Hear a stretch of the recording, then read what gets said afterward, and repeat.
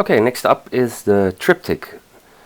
Okay, I've got 3 images, the same ones as the slideshow, but that doesn't matter. And obviously those 3 images need to be converted into a collage and also individually to A5's for printing.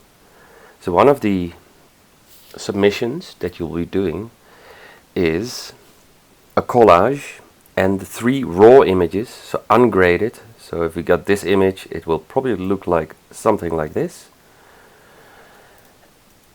The collage, the 3 images, raw images, get uploaded as one in one of the portals on Sakai, and the other submission are the 3 individual images as A5's. I'm going to show you how to do that. Obviously, we can first grade the images in Lightroom. I would certainly suggest you do that instead of going immediately into, but that's obvious. Anyway, so let's highlight, maybe a little bit less, shadows. Let's change the color temperature. It's too orange. That's better, but actually a bit of clarity, and I'm gonna go to my correction and maybe dehaze it a bit so it becomes a bit more crunchy. Suits the other image a bit better. Anyway, that's your choice, obviously, how you do that. So in the develop module, and then we say each individual image will send through to Photoshop. Okay, let's start with the first one. Go and you don't go into export whatever. You actually go to photo, edit in Photoshop. Okay, I've got another version, but they basically both are the same. Then you wait for a little bit. Sometimes it will ask you if you want to take in the Lightroom adjustments that you just made. I would do that, because otherwise you have to re-edit and recolor them in Photoshop. So Photoshop will open if it hasn't done that, and here you see there's a different interface than Lightroom, what you're used to. But here you see basically your canvas, and here you see the panels. Up here you see the controls, and here you see the tools that you got available. And then we've got some colors that you can use, foreground and background colors. I've got here a video timeline that's from a previous project I did, and I'm going to close that tab just to make it a bit simpler. And if you are not happy with the way the interface looks, please go and say, for instance, look at Essentials, and then it will reset according to Essentials. That can go. Cool. This is a good layout. We can actually say fit to screen. Fit to screen will zoom in the image as far. Apple Command minus and plus will zoom in or out of the image as you please. Command 0 will actually allow you to have it full screen like this. So what we see here is characters. You need that a little bit later, but here we see the layer panel, and that's quite important for what we're going to do next. Okay, so this is for Photoshop. I'm going to go back to Lightroom, and I'm going to my next picture and doing the same thing, photo, edit in Photoshop.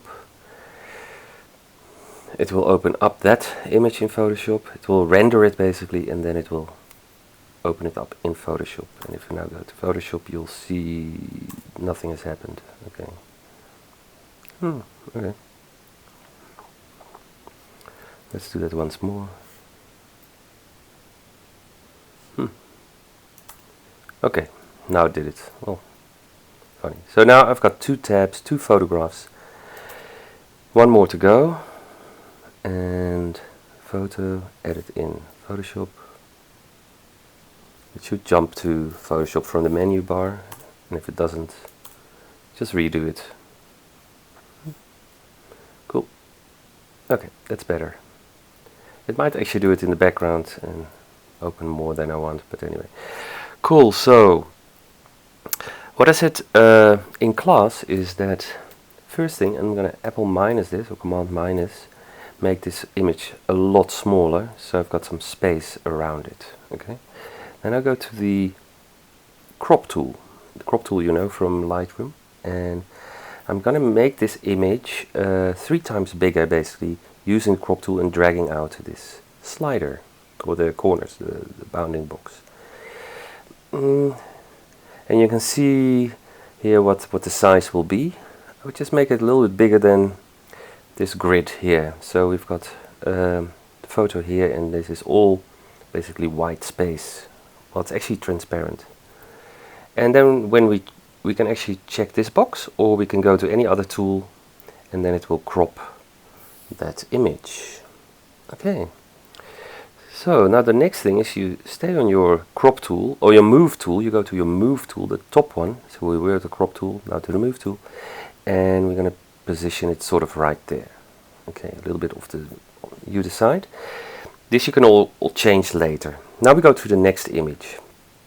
And in the next image we're going to take the move tool. It's very important you have the move tool selected, and you're going to drag, and this is also important, onto the first image that we did, and then drag down while holding the mouse button down to the middle of this image, and then it will place that image into, okay, that needs a bit of time, into this composition basically.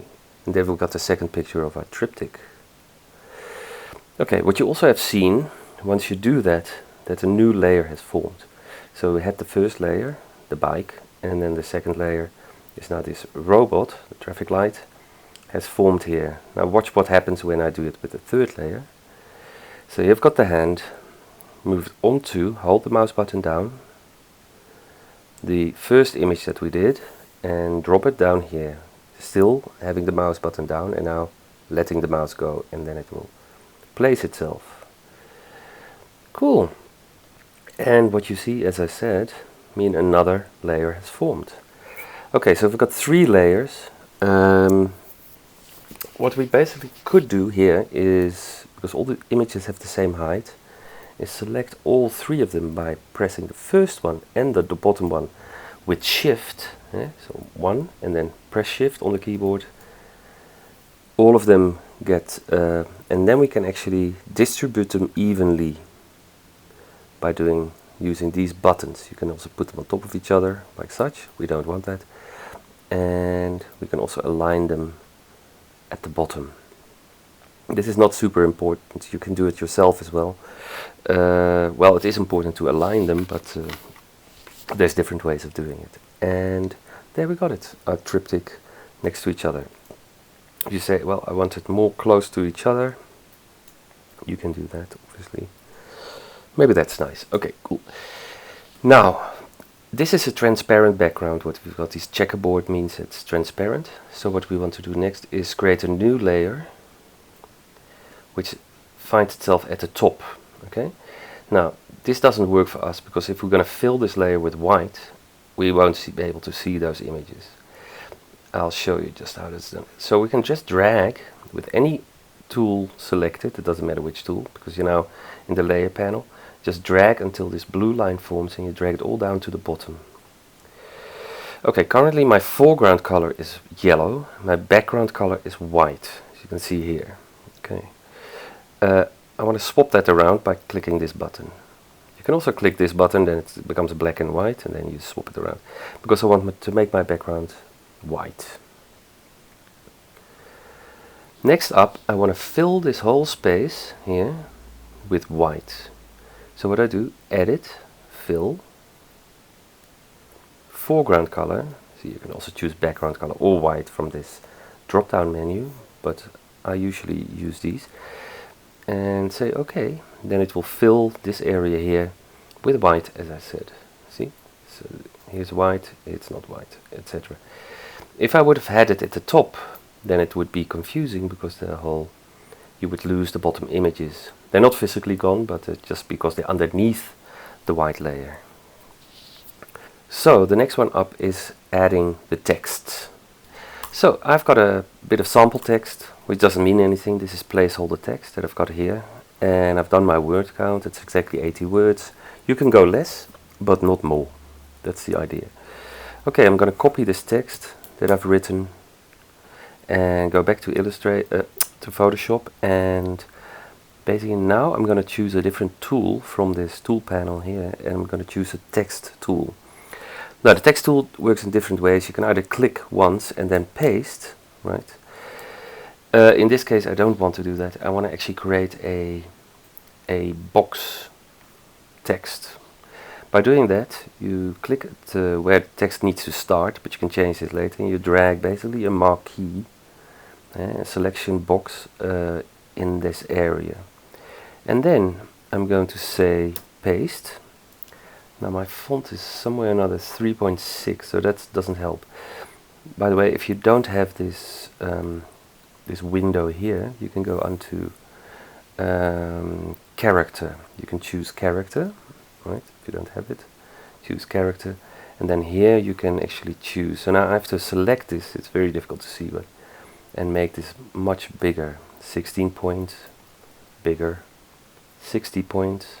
Okay, that's much better. So it really depends on the size of your document, what font size you have to choose. Anyway, so that's it.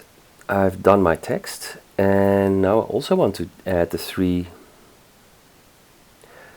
little titles for my text. Now with the move tool selected, I can just move my text downwards. I can also still edit it if I would like. If I say, well, this box is too wide, and I can still change it. That's why box tool is a really useful text box tool. To do this in Photoshop, now I'm going to add the three titles. This one I call bike, robot, hand.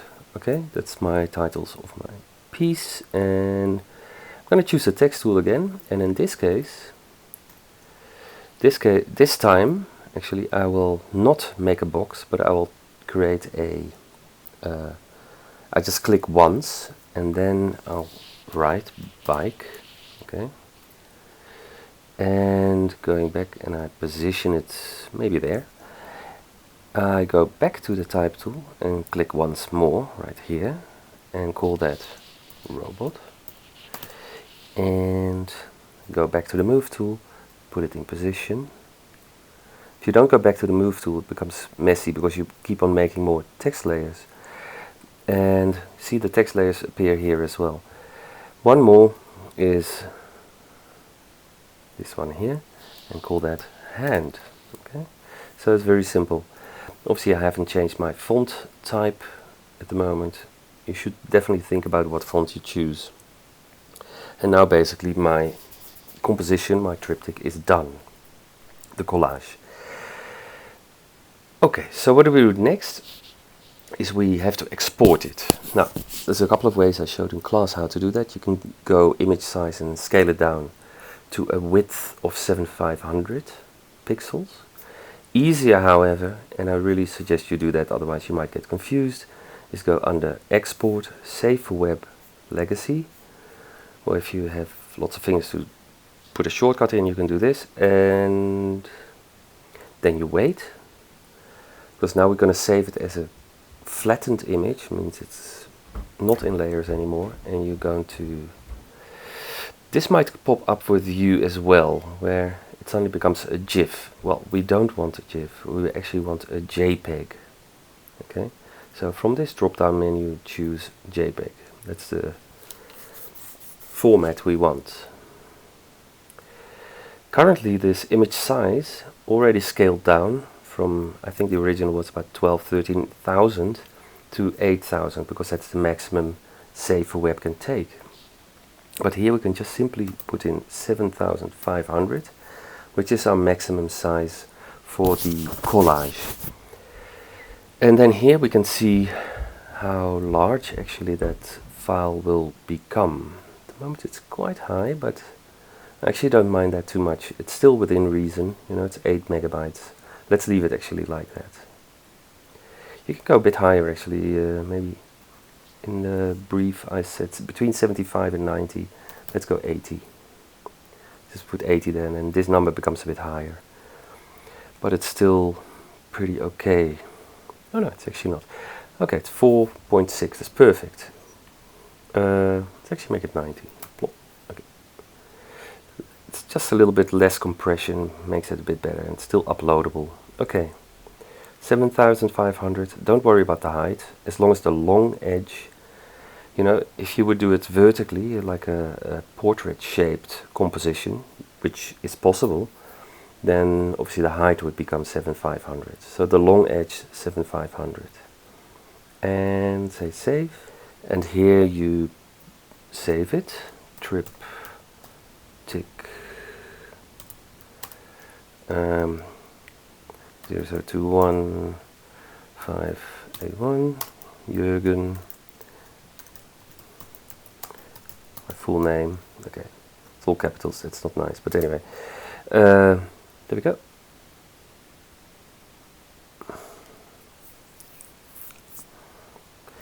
And that's that done.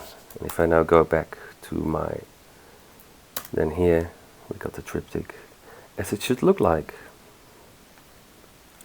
Okay, make sure these spaces, these spaces are the same. You see this space here is bigger than this space. I don't think that's very neat, so I didn't do a very good job, but this is obviously just for explanation purposes. Yeah, make sure that you lay it out properly, that everything is aligned. You could align this exactly to this side, but that's not too bad. But this space should be the same width. Cool. Okay, now we've done that. The next and last thing we need to do is obviously export our A5 images. Right? Remember that here and here we do have these A5 images.